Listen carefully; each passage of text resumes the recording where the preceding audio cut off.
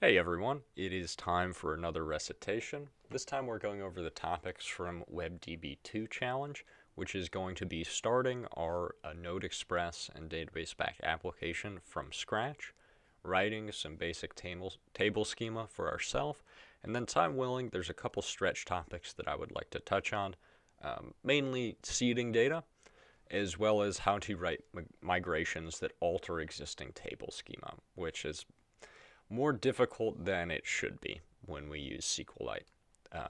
So let's go ahead and get started here. In our README, we have our basic setup. We want to configure our application to connect to a database. We want to write the schema for a table within that database to specify different types of data that's going to represent our book. And then we also want to write the read and create updates for the books, so our two get endpoints and our post endpoint. As you learned in lecture today, this schema isn't actually correct in the sense that it's not normalized. This should probably be multiple tables that we do joins with, but this is yesterday's stuff. We're going to keep it simple, and I'll get to today's stuff tomorrow. All right. So let's go ahead and get started here. In our repo, we literally have nothing. I already have a default package.json that I just set up. But if you didn't have that, we can start entirely from scratch. We would open up a terminal. And let me zoom in because I had forgotten to do that. And we would start writing our commands. You could use yarn init or npm init to generate that package.json if you don't have one. But now that we have one, we want to set up our dependencies, which are going to be Express, Next, and SQLite 3, right? We need our network stuff, we need our query builder, and then we need the actual database driver that is going to connect to our database. And I forgot the word add. Happens to us all. So those are going to install, and then we have to set about actually configuring and setting up our project. So I'm going to do, let's do the database stuff first. All right, so those are installed now, and we can see we now have our node modules. In order to get our database connection working, we can use the npx command that will allow us to run programs out of our local node modules. So you could also install Next globally and use that, but since it's installed for this project, we can use npx to just use the copy that we have right here. So I'm going to run the command npx next init, and this is going to create a file called nextfile.js. Now, this file is not strictly required. As Luis showed in lecture yesterday, really all we need to do when we connect to our database is to give it a connection object that we find here. Oop, that should have been that command. So we could write this object wherever we want to. But what this nextfile.js does is it gives us kind of this predetermined format where we're going to write the different types of connection we'll use, whether that's development, staging, or production. Here, I only need my development. So I'm going to delete the other ones. We could leave them in there and just not use them, and it would not cause any harm. But I'm going to take them out just to avoid confusion. So then we want to change some of these configuration options just to tidy up our data the way that I like to do it.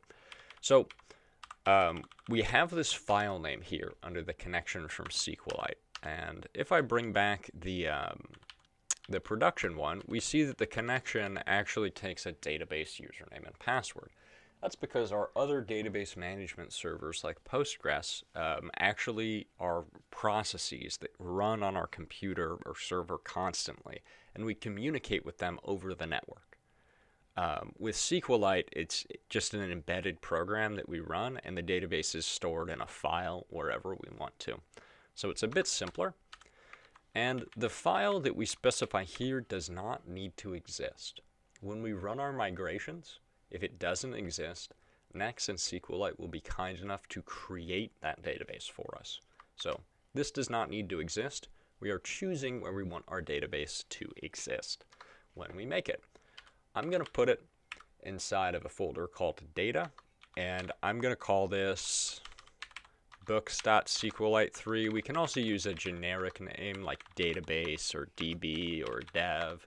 It does not matter. It's a banana name. Whatever we want to call our database, we're never going to reference it outside of this file, so it's not too consequential. I'm going to keep it generic, call it db.sqlite3. Then we want to set a couple more configuration options. Mainly, where we want our migrations to live, we do that by adding a key called migrations and then giving it an object as a value. And then inside of there, we are going to set, is it path? Man, I just suddenly blanked on that. Directory. Directory. Thank you. Oof. That just flew out of my brain. So it's going to be directory. This is why it's fine to reference old code. You don't have to memorize this. And I'm also going to put that in data. And I'm going to put that in a subfolder called migrations. If we didn't set this, by default, its value is /migrations, right? Migrations at the root level of our project. I want to put it in the data folder. And we're going to do the same thing for seeds. So I'm just going to copy and paste that and replace migrations with seeds. I'm also going to put that in data just so we have all our database stuff nice and organized within the data folder. And this is it for this file. There's some other configuration options you can have, like setting default values to null, or certain pragma options you can specify in the database. I'm not going to get into those here, but this is where you would do that. So then we are free to create our database connection. So we're going to do that by making our data directory, and then I'm going to go into that data directory, and I'm going to create a file called db.js. What we're going to do in here is we're going to configure the connection to the database. So I'm going to require next, and that's actually going to provide us with the connection to our database. And then I'm also going to require the next config that we had inside of our next file. So I have to go up one level, ... and then grab my next file.js. And then I have to define my database connection.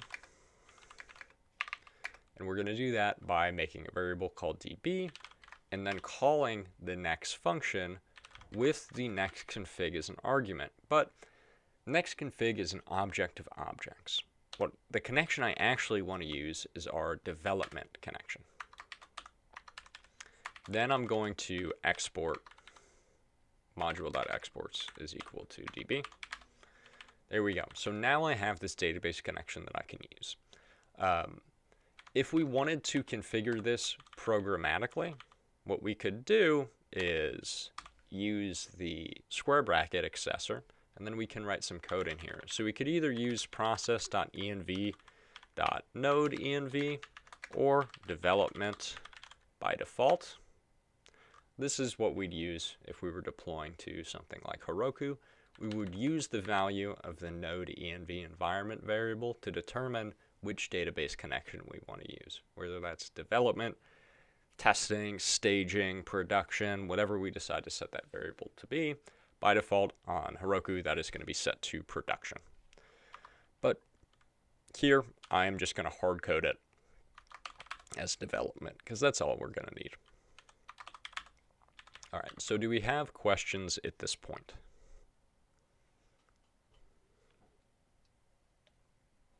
Just a short question, if you have time. No worries if not. So when doing that programmatically for something like Heroku, would we have to add anything to like the .env file to make that work? You wouldn't. .env files are used for local configuration. Normally when we set environment variables, we do it with bash, either with the export command to set a value like node.env to be development, and that would set the environment variable. We can also do this for single commands by doing node.env and then running whatever command we wanted to. And then the value of this would be set in the environment in which that command runs. What the .env file allows us to do is just set those in a file and then forget about them. You would never, almost I want to choose the correct strength for the statement I'm about to say.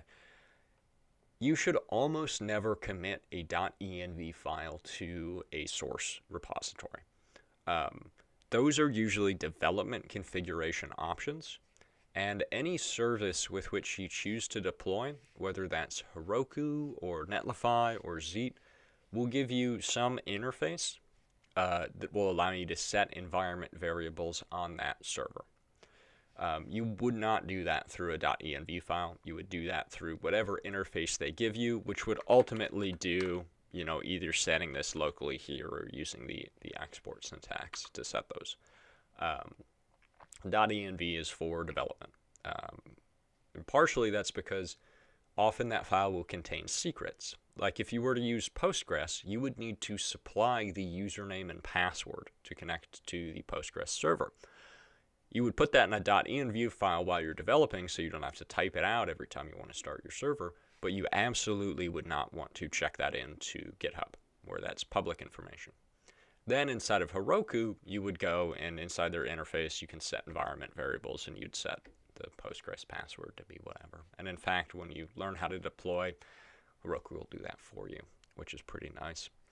Yeah, so don't check in envs. Does that answer your question? Or sorry, Amir, what's up? Yeah, I have a follow-up.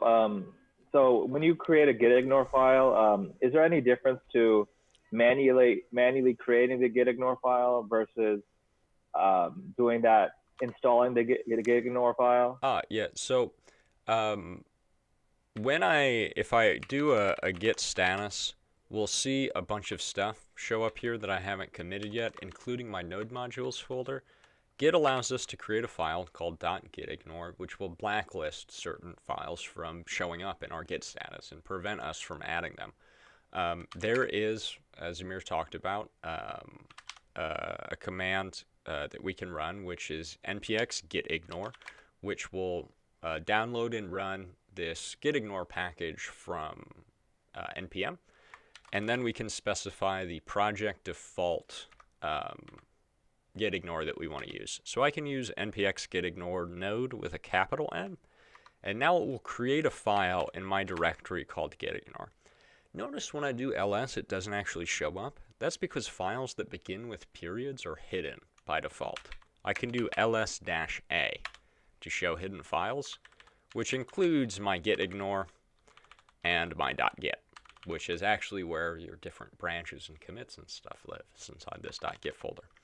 We can edit the .gitignore file like any other one, and we'll see there's not much special going on in here.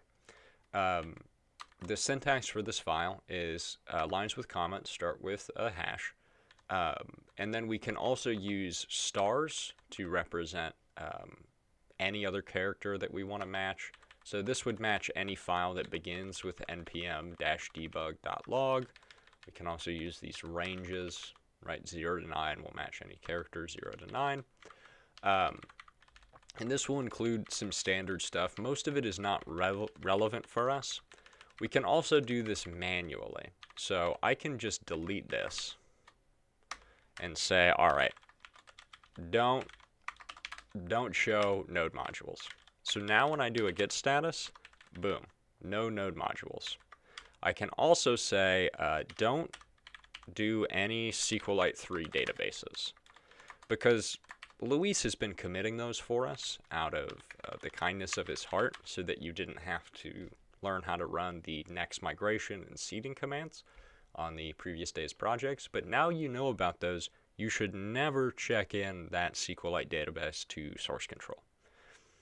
Shouldn't happen. Source control is for code or build or things we need to build. Build artifacts, things like the database that we can create by running commands, never go into source control. Don't do that. But we can also just use this default gitignore, which I assume contains some other nice stuff that we will enjoy. So there's that. Any other questions at this point?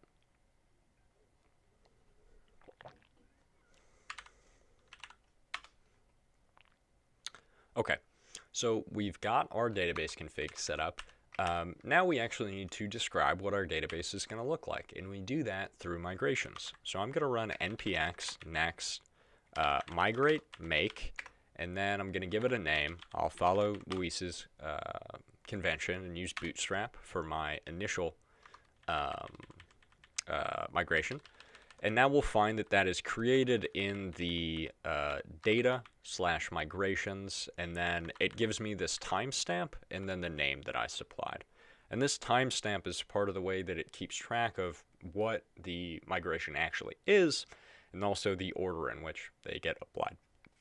So I want to go in and edit that file.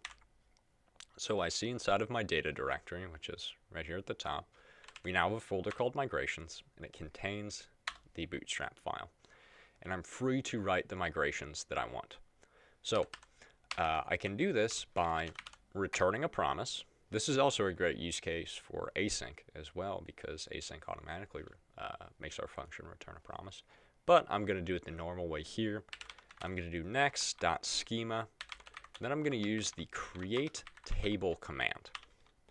I'm going to specify the name of the table, which I'm going to call books.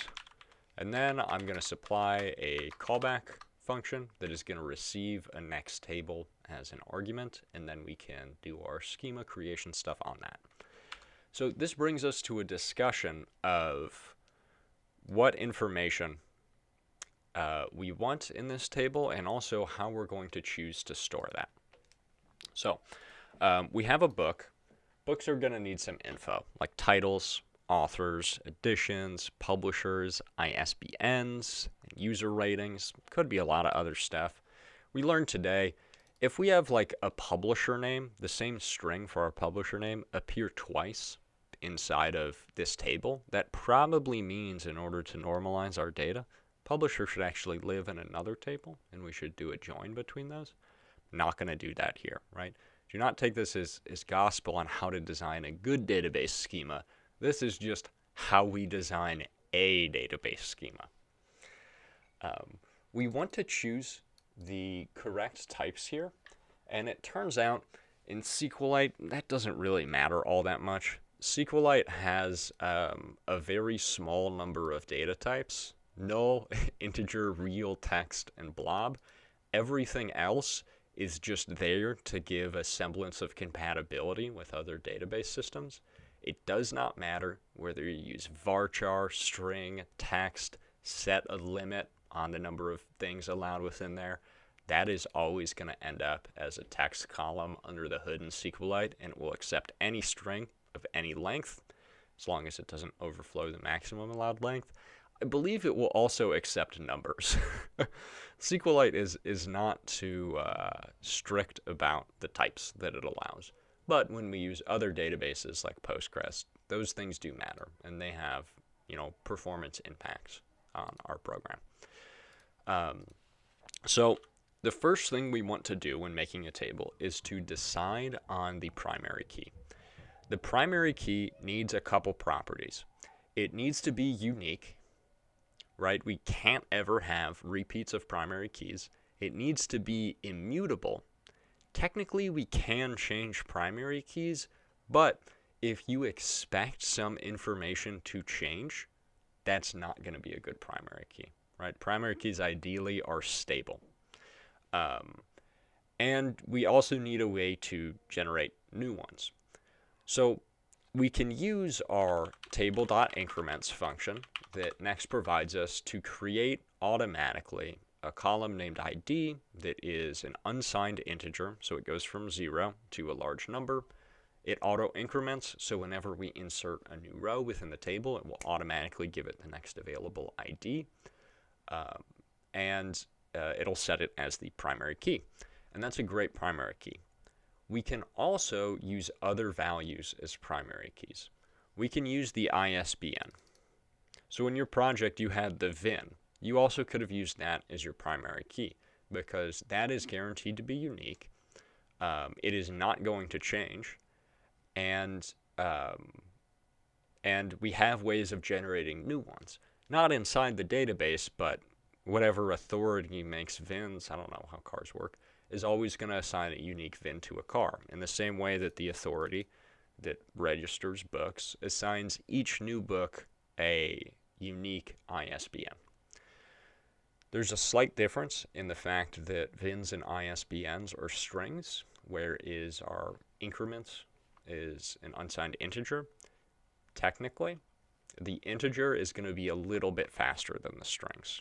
Comparison operations between them is going to be quicker.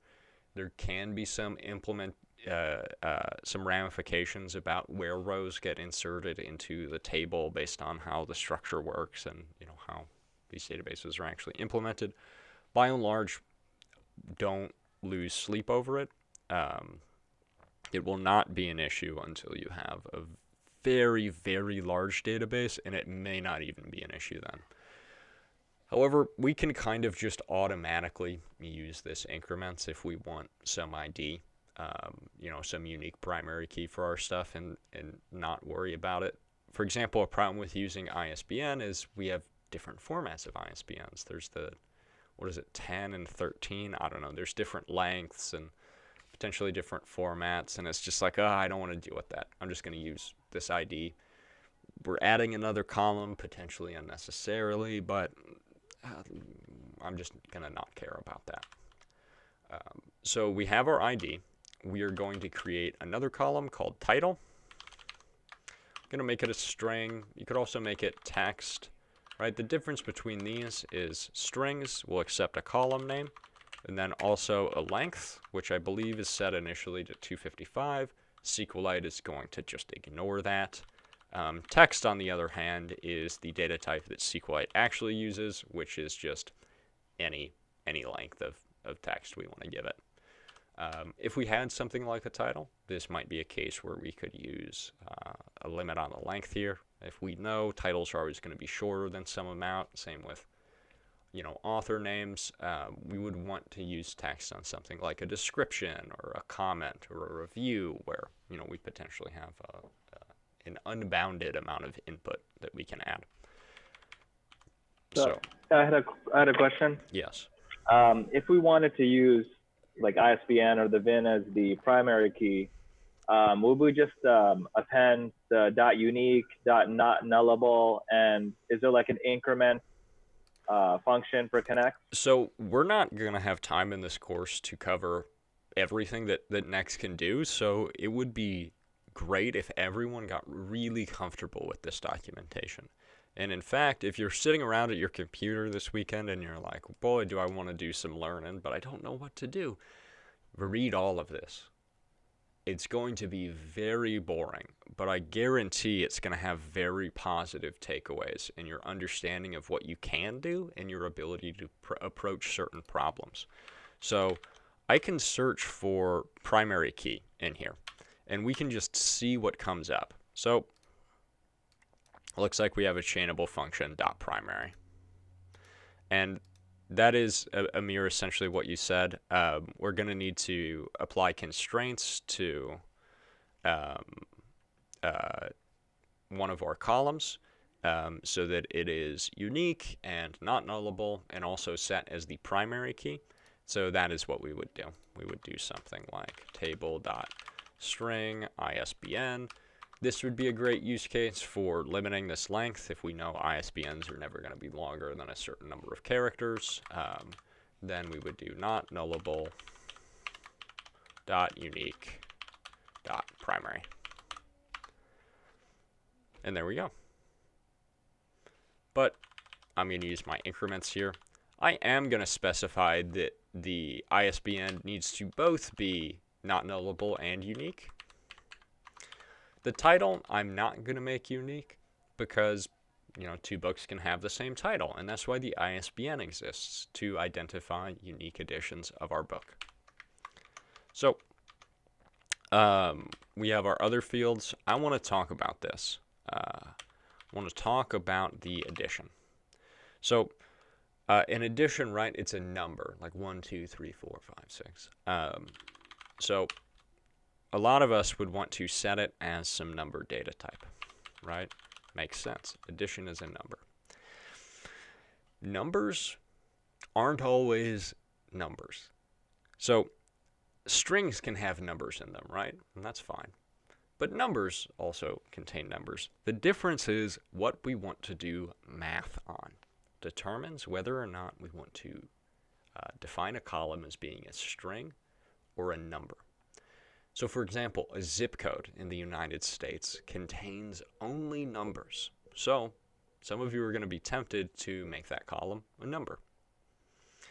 We don't do math on zip codes, right? We might compare values, but strings can do that, right? That's totally fine. We would never do math on a zip code. So that should actually be a string. There are some things we will do math on, like a rating, that should be a number. That should be a number. In addition, am I going to do math with an addition? Am I going to add from it, subtract to it, multiply it, average it, find? No. That's a string. Addition's a string. And this flexibility would also allow us to, have values instead of just being like 3, 4, or 5, be third, fourth, or fifth, right? Be careful with your numbers. They're not always numbers. And one of these days, you will learn that the hard way. I learned that a while ago. I'm just going to tell a brief story right here. I apologize to everyone. I'll clap my hands when the story is done if you want to put me on 2x speed and tune me out. I'm not actually going to do that. I was in college and I was working in the orientation office at my college, and my supervisor did a pull from Microsoft Access into an Excel spreadsheet to get new student information, and then we performed a mail merge to write up letters to all of them, which included the student's user ID, right? Their student ID number. Now, she had set up the column in the access pull for that to be a number, right? Because the student IDs only have numbers in it, therefore it's a number. The problem is that number was in the trillions. And so what Excel did, seeing a number in the trillions, it automatically rounded the last couple values to zeros. So letters ended up getting sent out to 1,200 students, all of them with incorrect student IDs, which resulted in us having to field 1,200 phone calls and send out 1,200 corrections, right? It matters. It matters. We're not doing math on student IDs. It is not a number. It is a string. So additions are strings. We're also going to have our publisher. And then we'll have our user rating. So this is going to be a number, right? We want to have our user rating be a number that we can do math on. I want to average user ratings. I want to see who has the biggest user rating. I might want to add or subtract from this, right? That's a math. That's a math. So again, our data types in here, we don't have very many, but there is a difference between integer numbers, our whole numbers, 1, 2, 3, 4, 5, 6, 7, 8, and real numbers. There's a couple different ways to refer to these. But basically, they're numbers that have decimal points in them. They're often referred to as floats, which is short for a floating point number, which basically means they have a decimal in there that can move around. And floats and integers have very different properties as far as being represented as numbers on our computer. I want the user rating to be a float, so a book can have a rating of like 4.1 or something like that.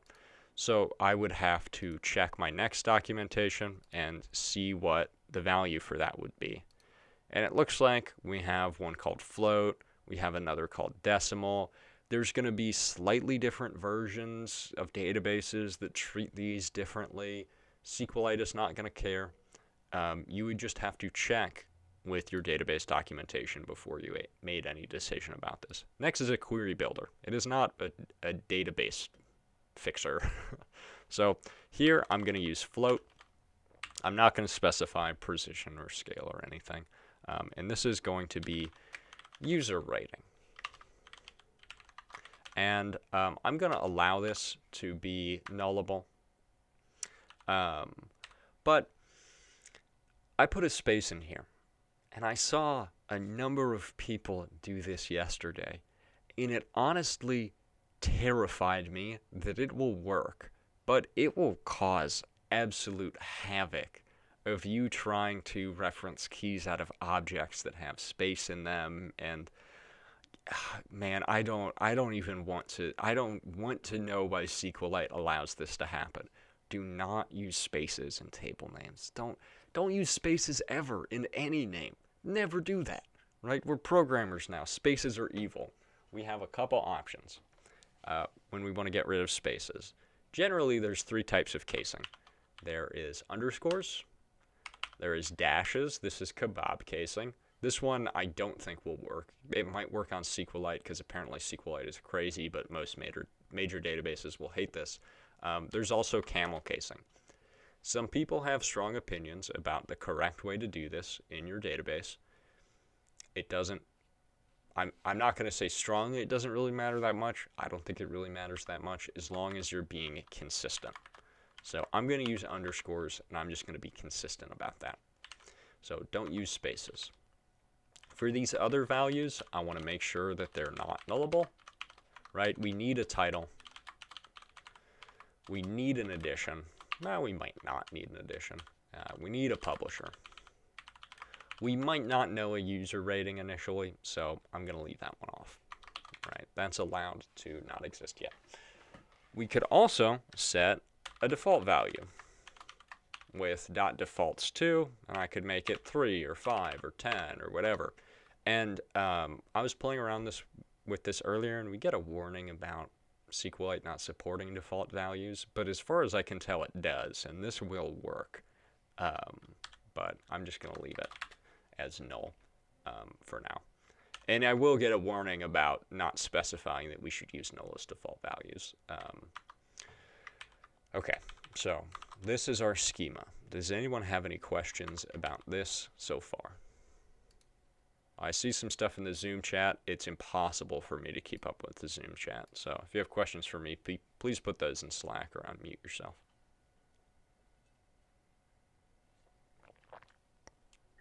So we mentioned that zip codes should be stored as strings because we have no need to do math operations on them. Mm-hmm.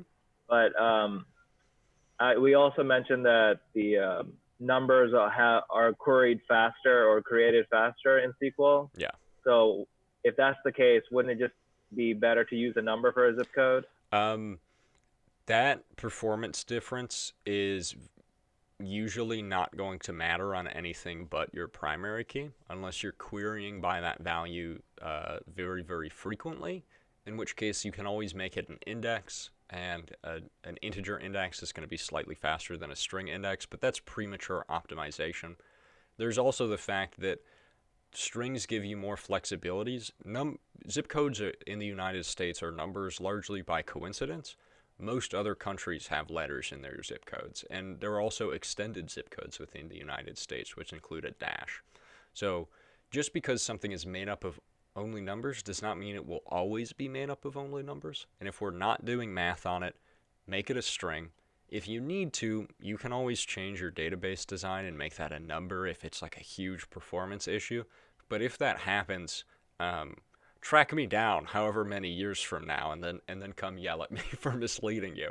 But for now, just if you're not doing math on it, make it a string. You're going to run into way more problems with that decision than any performance differences that I'd be willing to bet on that. So Chris asked, is the default type for text sufficient? Should we be concerned about supplying medium text or long text to it? Or is it just a way to allocate more memory for the value?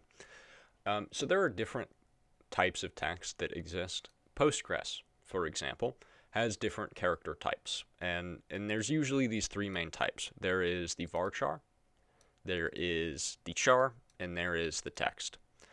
So varchar is for when we know a maximum number of characters we want to allow in this column, but our entry is allowed to be less than that. So we can say author names, we know that's going to be less than 255 characters, so I can cap the amount of storage on this row to save a little bit of space to make the query a little bit faster.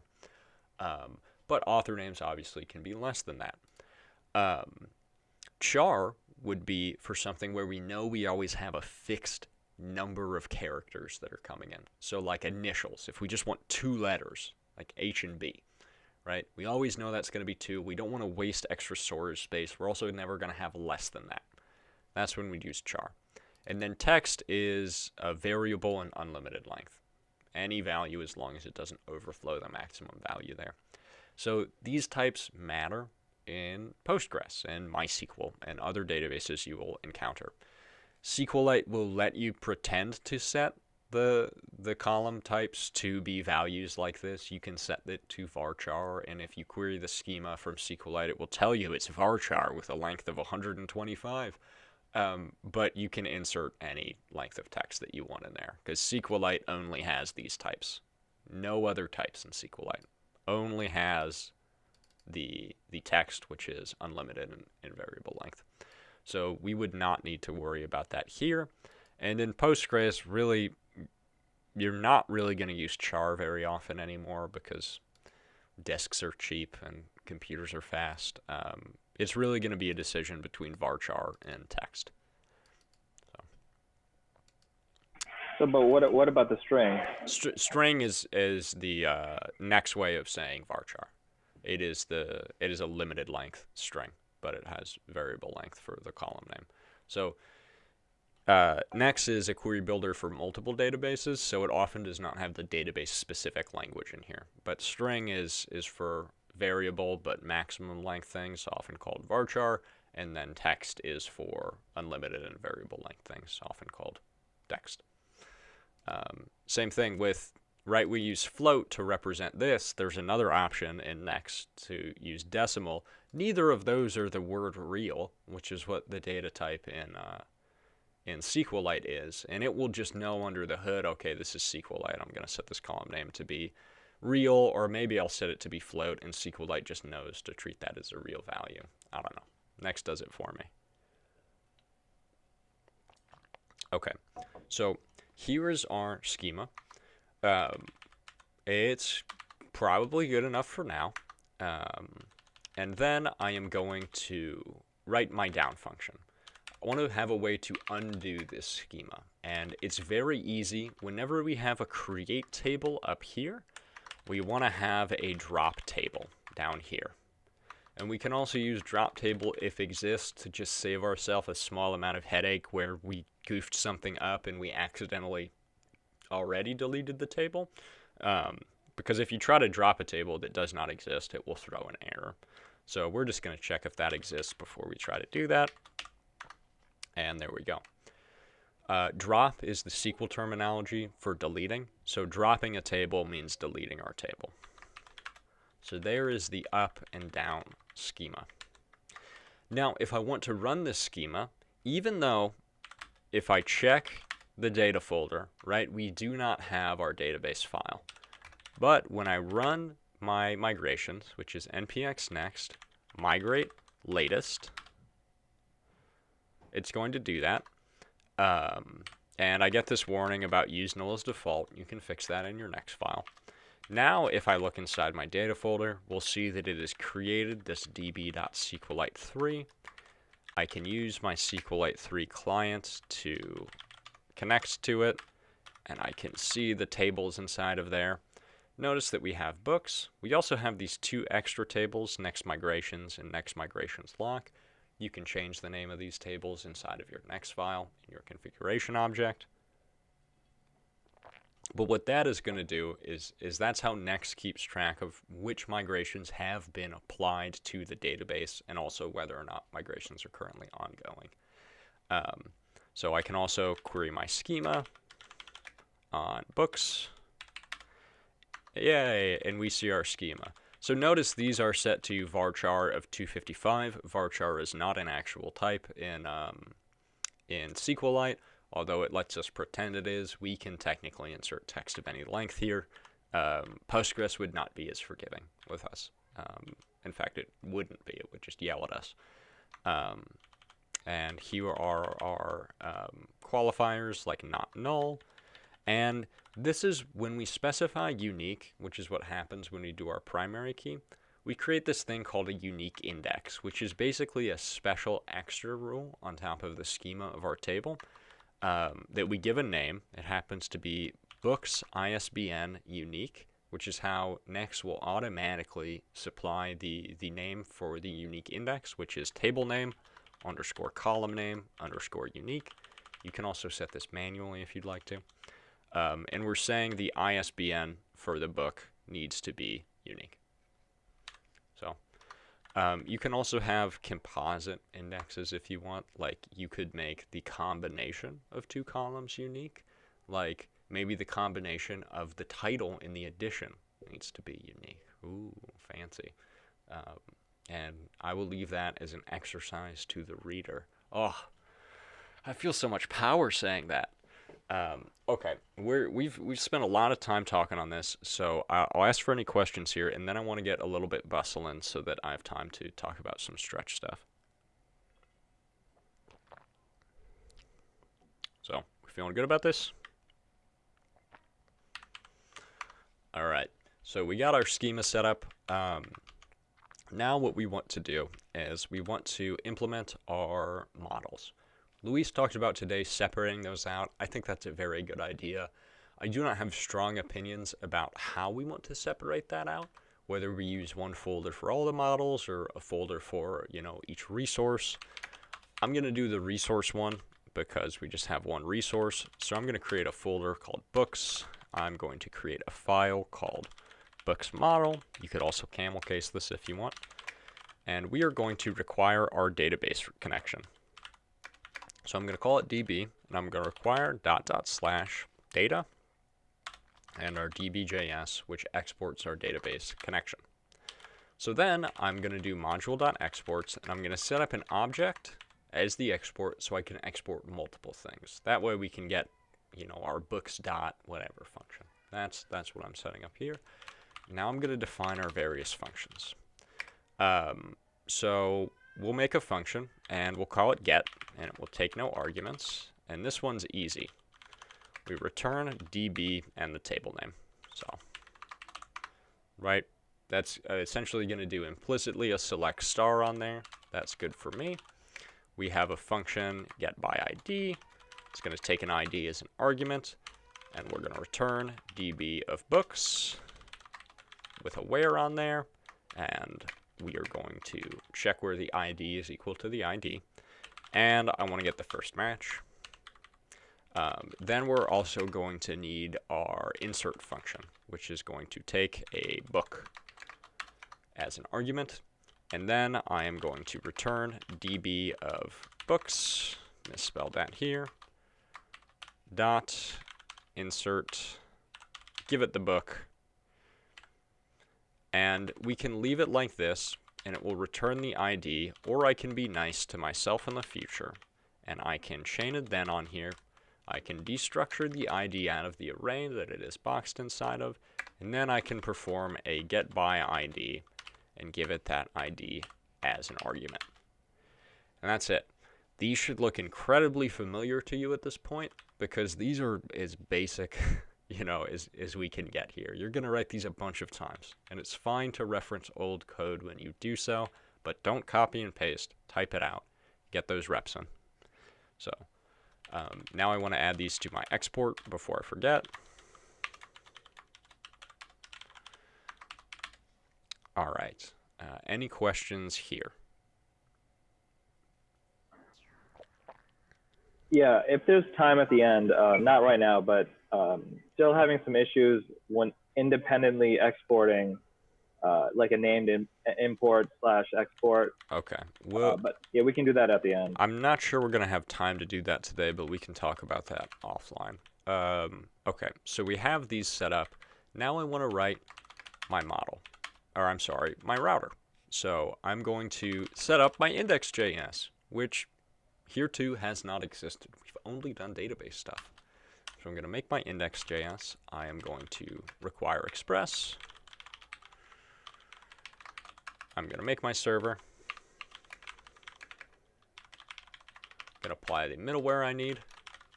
It's just going to be express.json. In order to get those JSON bodies parsed, I'm going to call server.listen on port. Let's do 6234. That's a good port. I'm actually going to do this. So then I can use this, and in the callback function here, I can do console.log server running on port. So Jay just asked, is there a way to rewrite that insert without destructuring the ID into square brackets? Yes. This argument is going to be an array that contains a single ID, because we're only doing one insert. And I think if we were doing multiple inserts, it would still just give us the last ID that we inserted. So we could do like IDs of 0 here.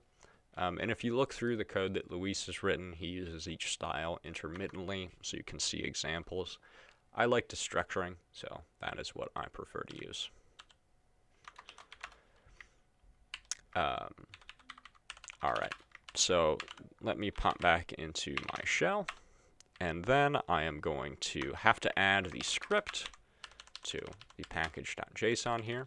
So I'm going to add a key called scripts, has to be wrapped in quotes. We need a comma after it, and it's going to be server, and we're going to run nodemon of index.js. I have not installed nodemon, so I'm going to do yarn add --dev nodemon. While this is installing, I've seen some confusion about dev dependencies.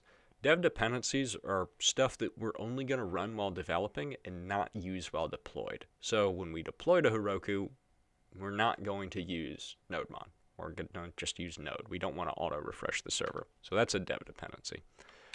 All right, there we go. So now I should be able to do yarn server, and there we go. We have this running. So I can open up this here. I can create a workspace, WebDB, recitation 2, and we can start writing our router. So inside of my books file, I'm going to create, books directory. I'm going to create a file called books router. I'm going to import React. Import React. Wow, I'm going to require Express. I'm going to create my router. I'm going to export my router. Module.exports is going to equal router. And now I can write my endpoints. And these are also going to be pretty standard. So I'm going to have a get on the root level. I'm going to take my rec and my res. I'm going to be lazy about error handling here. I'm just going to perform, first I need to import my model. I'm going to choose to call that capital B books. And then I would require /booksmodel.js. So I'm just going to run a books.get. Then I'm going to get those books, and I'm going to send back res.status200.json with the books in it. I'm not going to do a catch because you all have seen that. And if you need to see it again, just look at your old code. Look at Luis's old code. We're going to have our other get here. It's going to be /:id. We're going to have rec and res, and we're going to use books.getById. We're going to give it the ID that I prefer to destructure from my rec params. Going to give it that ID there. Then we are going to get the book, right? Because I've been kind enough to set up this getById function to just give me back the book object. I don't have to chain any other requests here. And then I will check to see if this book exists. If book, then we're going to do res.status200.json book. And if it fails, I'm going to do res.status404, and I'm not going to give them a message. They should know what 404 means. There we go. And let's write our our post. So that's going to be a post on the root / rec res. We're going to run, we're going to extract the values we have in here. So this is going to be title, author, publisher, user, rating, ISBN, and let's check our migration. wrong folder. Data, migrations, there we go. So that's title, ISBN, edition, publisher. I forgot author. Well, actually, you know what? We'll do that. We'll do that with another migration. We'll fix that. So for now, I'll leave out author. So we have publisher, user rating, ISBN, edition. And I'm going to get that out of the rec.body. This is why I like to do the destructuring, is because inside of our insert function, if we try to insert columns that don't exist within our database, we're going to get errors. And as we saw today, oftentimes what you return via the get is a join between two tables. So if you have a put endpoint, for example, that your React devs on build week modify some data that, that they use to state for some form, and they send that back to you. If that contains the join data, which is not in the column, which is not in the table that you're performing the update on, then you're going to get errors. So let's be kind to our React devs who don't know how databases work yet, and just discard anything that we don't actually need here. So then I am going to run books.insert. I'm going to give it the title, the publisher, the user rating, the ISBN, and the edition. And then, oh, this is where I was talking about. This always returns the book. I don't know what I was getting on about being nice to myself. That is for the insert where I've set this up, so it'll give me the book rather than the ID. So I can do that. And I will need a dot catch here because we're going to cause this to happen, probably. So I'm going to catch the error, and then res.status 500, don't forget my console log, dot JSON, error inserting book, and then why not include that error message? So error.message. And bothers me when I get overflows on line lengths, so I'm going to fix that. There we go. So there are our CRUD endpoints. Let's hook them up, and then I will stop and ask for questions. I know I've been moving at breakneck speed. So I will get my books router inside my index.js. I will spell require correctly, and then I'll do /books. Whoo, typing. Get the books router. Then add that as middleware underneath the express.json. Otherwise, that will not run. So I'm going to put this on books, and then we're going to use our books router. There we go. Whew, record speed. Let's check. Let's check. My request, get books, localhost 6234/books. Hey, there's nothing in there. All right, we haven't done seeds. So let's try and make a book. Add book. It's going to be a post. Localhost 6234/books. Then we're going to add a JSON body. We're going to need a title. It's going to be test. We're going to need a publisher, which is going to be MIT Press. Let's get that. Good, there we go. That's what I want. We're going to need an ISBN. This is a pretty early book. It's 3. What else do we want? Edition. All right, that's a string. That's going to be the 5th edition. And then this needs to be a string. Let's add a user rating.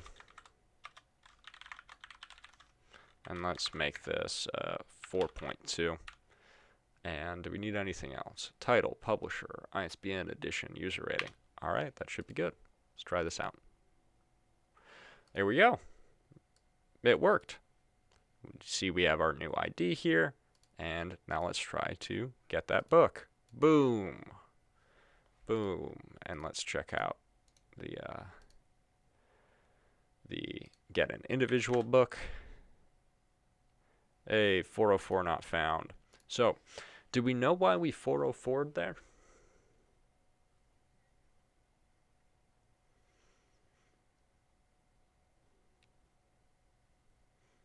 did you write the endpoint for adding a specific book? So or did you try to post to the wrong endpoint? So when we get all the books, oh, this was the wrong thing. When we get all the books, or wait, no, this is a post. This should be a get. Okay. Never mind. Never mind. My lesson has fallen onto its face because that was a post. And apparently SQLite has been nice to us. Lots of database will be nice when making this comparison. But technically, inside our model, the ID that we are using here is a string. Right? And the ID we actually have in the database is an integer. And that's because here, when we get our params, this is a string, right? Our URL is a string. So if we wanted to be extra careful, we could do this. And that just makes sure that we're comparing our ID as a number. And it works in both cases. And I was just a fool earlier. But sometimes you do have to be more careful about data types because they matter. Now, when you send strings and numbers within a JSON body, you know, test is a string, 4.2 is a number. We don't have to worry about parsing that into a number again. That's already going to be a number when the JSON middleware basically just runs JSON.parse in order to get this back into a JavaScript object. So that'll be a number when the server gets it, so we don't have to worry about that. All right. Any questions with these endpoints?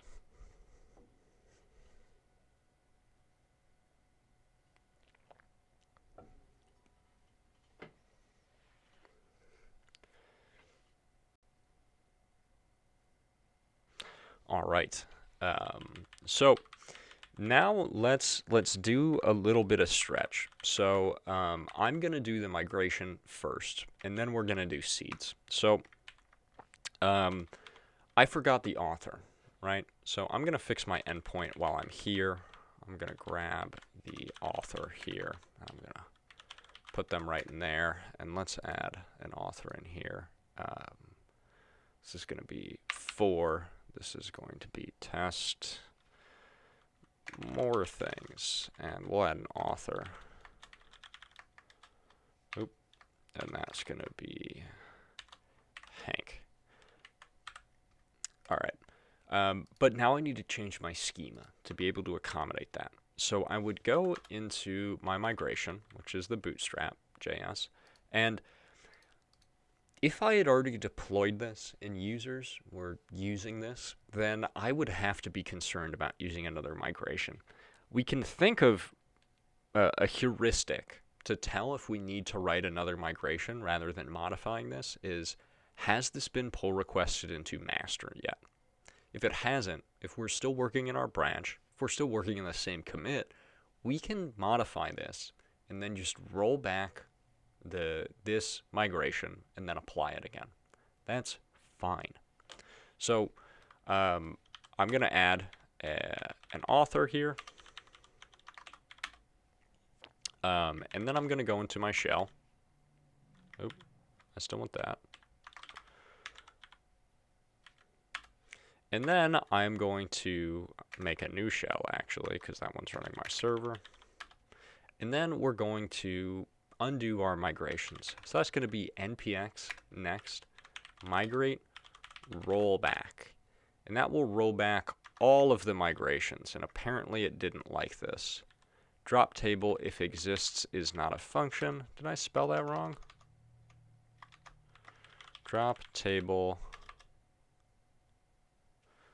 if exists. Drop table if exists. Well, it looks right to me.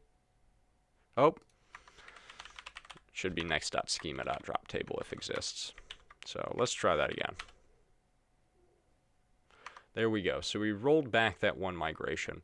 Now I'm going to use my SQLite command line client to check out what our database looks like. And you can also use SQL Studio to do this if you're on Windows and you don't have the SQLite 3 command.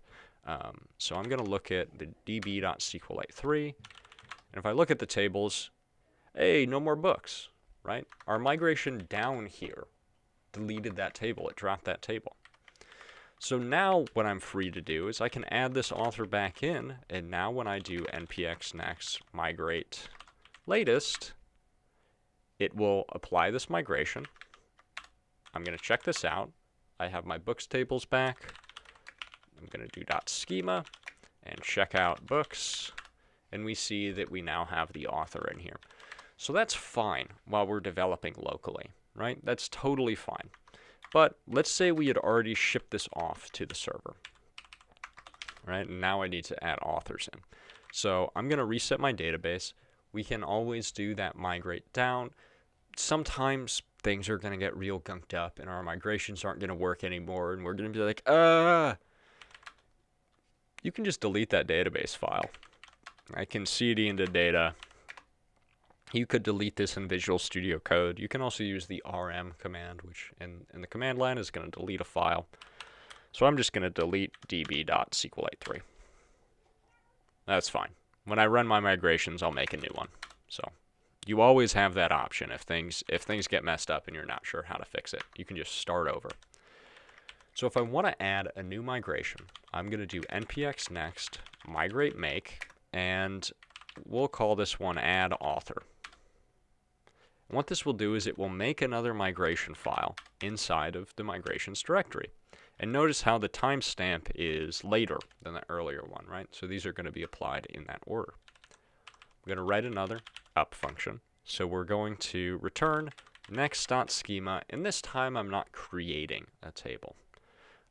I'm referencing an existing table. So I'll use the .table function. I'll say the name of the table that I want to grab, and we'll do the same thing where we get this callback. Now, luckily, adding columns, not that bad. We're just going to do it the same way we would. So I'm going to do a table with a string, call it author, make it not nullable, and there we go.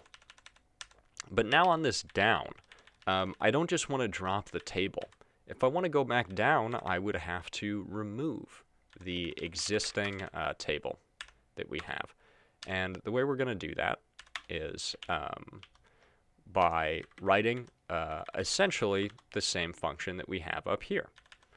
Except we're going to do next.schema.alter table. Now, I was playing around with this earlier. SQLite does weird things with alter table. Most other databases are going to let you alter a lot more things than SQLite does, and I'm going to show you a weird example in a second just because I came across it and I want to show it to you. But I believe we can use table or alter table somewhat indiscriminately on SQLite. And if we want to get rid of a column, we're going to do table.drop column, and then we'll get rid of that author. And that's all it takes. And if you're wondering how I know this, I just search drop column in here. Table.drop column. Drops a column. There we go. So let's try to add this. So we can do npx next migrate latest. What this command actually does is it runs all the migrations that are not currently applied until we get there. And migrate rollback will roll back all of the migrations. If we just want to move one migration at a time, we also have the commands migrate up and migrate down. So I'm going to migrate up. And there we go. Let's check out the schema. So I'm going to do my SQLite3 on my data/db.sqlite3. I'm going to do my .schema, or wait, I think we actually deleted this. Yeah, okay. So that just applied the bootstrap, right? Migrate up only does one migration. Now I'm going to run this again. And why did it not like this? Migration failed. Alter table books, add column author, varchar. Cannot add a not null column with a default value null.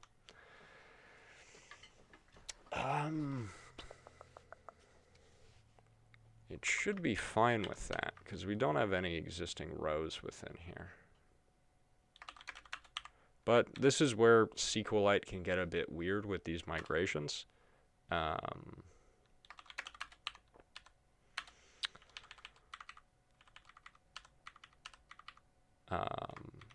let's set default to an empty string and see if it will be fine with that.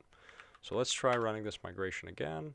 There we go. Okay, so it worked. Let's check out the schema.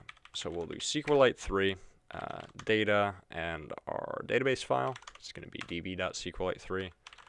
We see our tables. We're going to do .schema, indent, and books. And now we see that we have the author table here, which is not null, and our varchar, and apparently to get this to work with SQLite and altering things, I had to set the default value to be an empty string. So SQLite is weird, and there is this documentation here. Apparently this is the draft one. This is not. About what? No, this is create table. Well, I assume this is going to be essentially accurate. Do we have this? Whatever. We're just going to use this as our current reference. So alter table allows us to do certain things. It also does not like us doing some things. Okay, yeah, so here it's specifically telling us when we're adding a column to an existing table, if a not null constraint is specified, then the column must have a default value other than null. So I guess that's a requirement for SQLite when adding new not nullable columns. Not going to be a requirement for every database. SQLite plays a little bit weird with these things, but that was able to get it to work. Something that people did recommend if you're trying to do some complex migrations in SQLite, like changing a column's data type, that's a thing that Next supports with the alter command. So we could do something like changing an age to be an integer from something else, and then we would just specify .alter. Boy, SQLite does not like that. It does not allow you to do that. So in this case, what people recommend is you can write some raw SQL. This is a use case for raw SQL, where you create a backup table and just insert everything in it from your current table, then delete the current table, then create the new table with the correct schema, and then insert everything from the backup table and delete the backup table. That's an option that you have. And I stole someone from another website who had that written already. And this would look roughly like this. All right, I'll just put it at the bottom here. So you can also do any JavaScript that you want in here. So we could require like our next config file and then figure out if what we're using is, you know, a MySQL or a Postgres or a SQLite client. That way we can have the same migrations. Some will work locally with SQLite, and we'll be able to use the more reasonable ones with Postgres or whatever database we're using on the production server. And so in the case that I still want these to have comments. So in the case that we're using SQLite here, we can use next.raw to copy our table and use .then, right, our promise changing in order to drop the original table, then do another create table with the correct schema, then do another next raw to move the copies back in, then delete the existing stuff. So if you have to do that, you can. You are not going to need to do this in Lambda because you can just delete the table and you know, change the base schema. That's fine. That's fine. We're never really going to be deploying to live users, so we're never going to have user data that we can't just discard if we need to. So don't worry too much about this, right? When you get a job or when you do your own complex projects, there'll either be a migration pattern already set up for you, or you can learn how to set up Postgres locally. All the Java people did it. It's not that bad. And I'll be trying to do one of these next Monday where I go over using Postgres locally. So that's how we do this here. Let's say that let's check that migrating down works. So we've migrated up, right? And we have the author in here, but let's say, oops, did something wrong.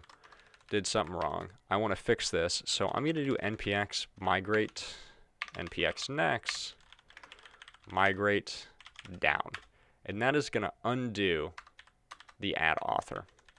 So now if I check out the schema of my database, so I'm going to do .schema indent books, we'll see that author's gone. Yay, author's gone. But we'll notice that a weird thing happened. Remember how I talked about that unique index constraint? That's gone. SQLite does some weird things with this alter table. We can try changing this to table and see if this fixes that. So I'm going to try to migrate back up. Right, so now we've added the author. Let's migrate back down and then check out our schema. Yep, that's gone. Okay. SQLite's strange. SQLite makes this more difficult than it should be. I want to show you one thing while we're here, which is, actually, I want to see if this happens. So let's do npx next migrate rollback. We'll just go all the way back, and then we'll do npx next migrate up. We'll apply the base one. Let's check out the schema and verify that that is there. So we'll take a look at books here. All right, that's there. Now let's see, when we migrate up again, does that remain there?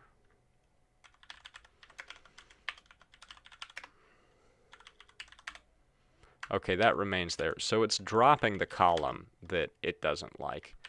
So I guess that's a thing.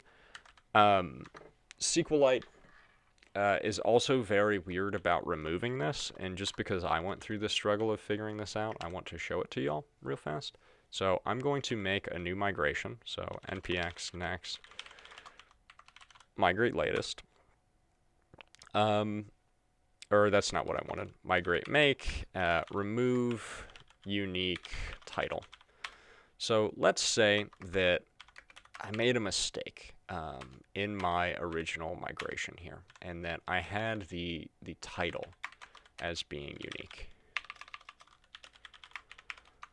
Right, and it turns out that I don't actually want that, because there are multiple books with the same title from different authors, and also multiple books with, you know, different editions. So it's not really what I want to do. So in order to remove this unique, we should be able to, in a sane database, do npx, or do next schema dot table, get our books table, get the table, and then next has set up for us already a very nice function called table drop unique, and then we give it the column that we want to drop the unique specification on, and this is going to be for our title. And for our rollback, we would just apply the unique back to the title. So we would do that with table instead of drop unique, table.unique. Except this is not going to work. So I'm going to do npx next migrate rollback. Just going to start at the beginning. Now I'm going to do npx next migrate latest.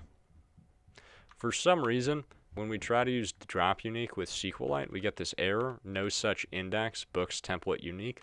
I think it has to do with invoking alter table and not overriding existing indexes. We can do this manually with a raw query. So instead of doing .table, we also have this .raw here. And we can type the commands to manually drop that unique index with drop index books title unique, and this will work. So now I can do npx next migrate latest, and it didn't like it because I need to roll back and try again. So let's roll back. We'll migrate up. We will verify the schema of our database is as we think it is. So db.sqlite3.schema, indent, and books. So we see we have this unique index here specifying that the title needs to be unique. So now I'm going to migrate latest. And there we go. No errors. If I check the schema again, we'll see that it has actually removed that unique requirement. So sometimes Next is not bulletproof, and we do need these .raws for things that it is not capable of doing.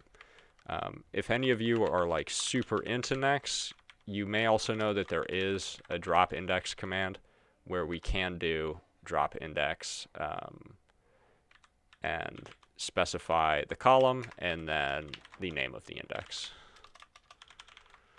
But I wanted to show you raw because raw is useful when some things are not supported by Next, like functions specific to a certain database implementation.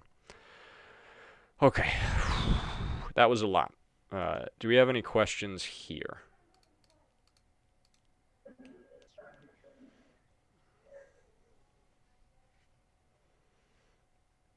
Yeah, I mean, that was like a lot of different stuff. Yeah.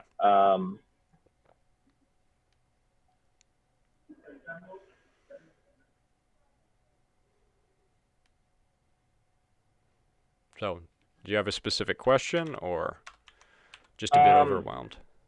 Yeah, a little bit. So I guess the question is like, if we're trying to migrate, we have an issue. Why don't you just change the existing migration and just roll back and latest? So I did talk about how that is an option for us here.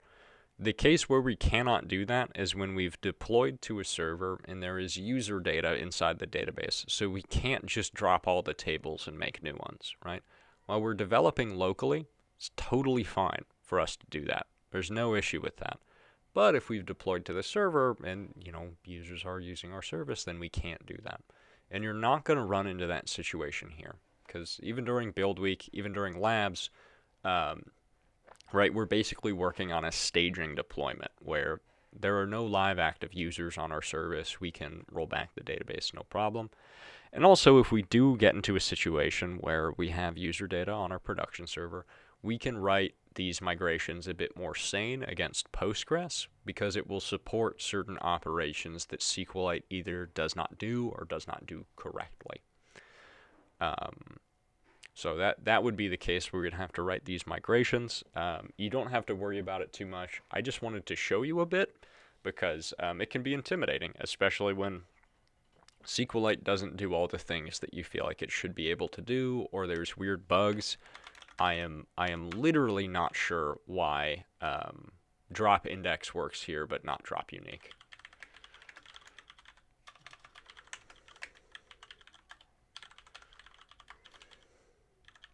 Because these commands should be equivalent, but for some reason, Next does something that makes it not work. Yeah. And how did you determine, like, for troubleshooting that first error you got, to add that default empty string? That was something that I just did right here, right now. When I was testing, I didn't check adding a column that was not nullable. So if I go back to that error message, it said something along the lines of cannot add column not nullable with default null or something like that. So I tried to setting the default value to something that wasn't null, and that worked. So yeah, that was just me troubleshooting. Yeah, cannot add a not null column with a default value null, so I changed the default value. Guess that's a SQLite requirement. Should not be a requirement on other databases. So, any other questions here?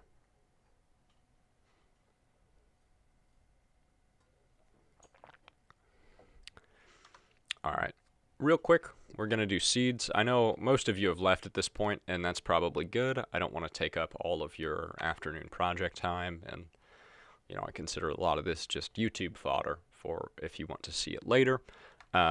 So let's do some seeds. So we're going to do that with npx next seed make, and we'll call this books. And we'll find that we have now created a folder called seeds inside of our data, because that's what we had specified in our next file. And we find this here.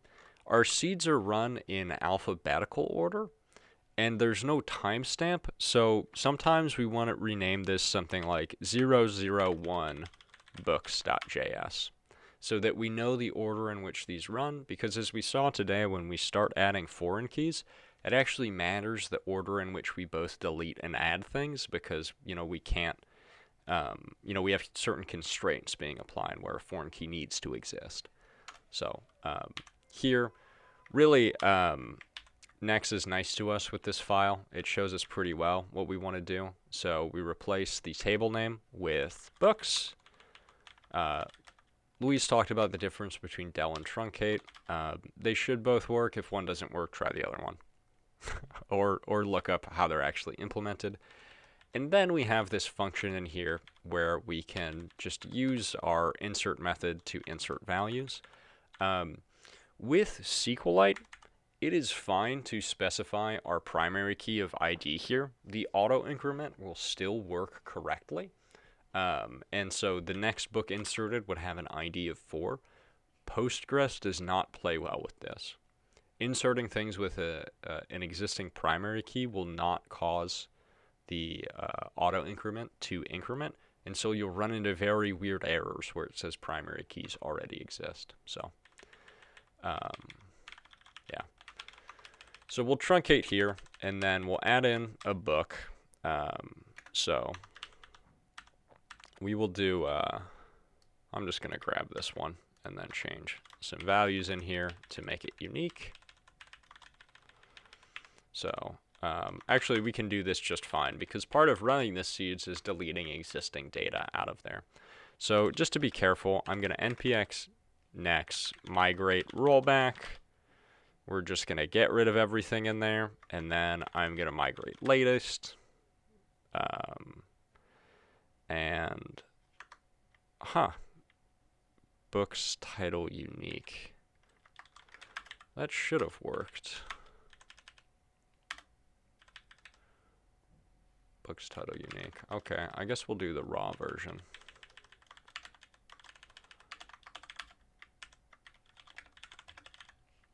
So we'll roll back again. We'll migrate to the latest version again. And then we'll do seed:run. And it didn't like this. No such table name. That's a nice error. I forgot to change my table name on my insert. So I'll run my seeds again. And there we go. Now, if I try to get my books, we should see that we have the seed data already in here. So that's very nice for testing purposes. So every time you roll back and reapply your migrations, you don't have to post new books. You can just use the ones that you have seeded in there. So, any questions about seeds?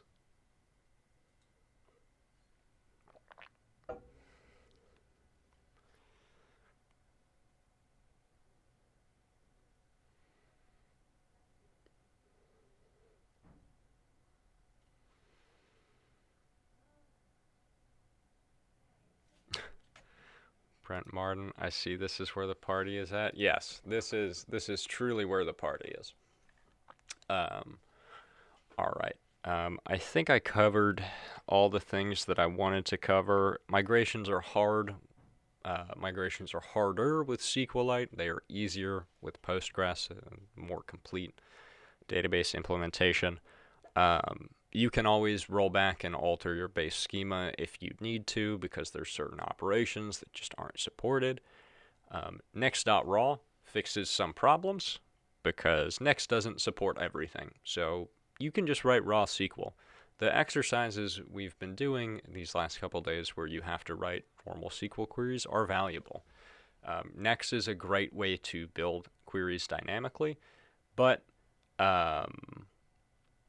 it is not going to have support for everything that we want to do. And sometimes it will, but it's easier to just use the raw SQL syntax. So do that. And then seeds are pretty straightforward. Just be careful about how IDs work with Postgres, because if you run into that bug, try to remember the thing that I said. Yeah. So I think that covers all the things that I wanted to cover. Do we have any final questions here?